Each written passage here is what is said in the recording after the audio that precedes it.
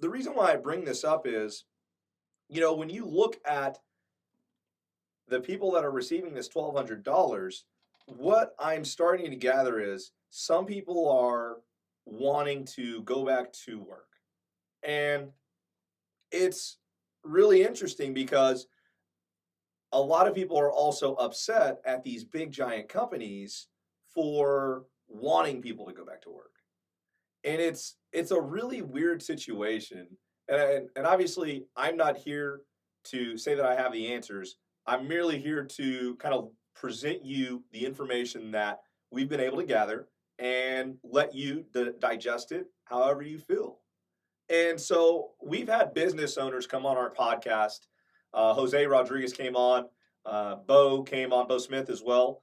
And both of those gentlemen, they talked about in the podcast how this is impacting small businesses and even big corporate businesses. And from the small business perspective, you're worried because the longer your business is stalled or not getting very many customers, that means you're not earning money during that time period. And if you're not earning money, how are you paying for all the overhead costs like rent, like utility bills, like maintaining a website, fees, because you have to pay for all these things, and even office space is a big deal, right? So that's why we start talking about these small businesses really saw a lot of things slow down. And then you start thinking about, well, what are people doing right now in businesses, right? Like there's not going to be very many businesses that are like, yeah, I want to build a brand new building right now. I want to remodel this whole thing because, now's the perfect time to do it. Dude, a lot of people are not doing that work because business is so slow. So why would I make improvements on my small business if I'm not even sure that I'm going to be making money, right? Like just be kind of, I guess I would say logical, but just be kind of practical about this, right? The main job of a business, if it's a normal a normal business that's not nonprofit, right, is to make money.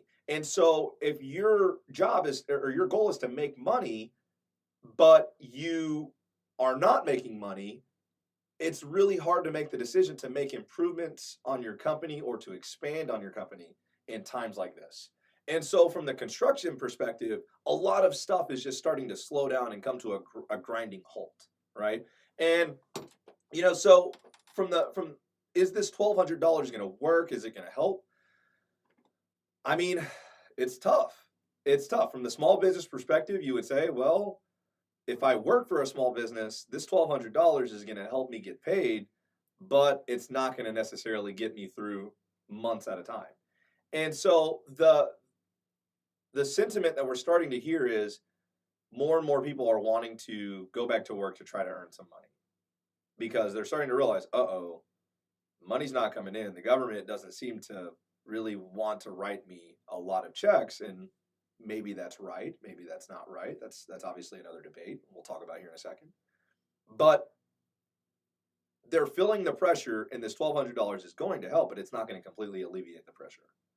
And so with that being said, I don't know that we're going to necessarily see a lot of people super excited about this $1,200. And then you start thinking, well, what are you going to use this $1,200 for? And a lot of people, their rent is not even going to be covered by this $1,200. It's going to cover some small things, maybe some food, maybe some things like that. But for the most part, a lot of this $1,200 is going to be used to buy like small improvements, maybe make a small repair.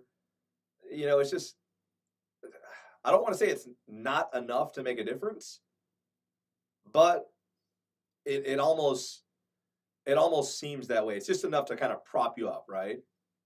And the long-term solution is, it seems like we've got to find a way to get things going again.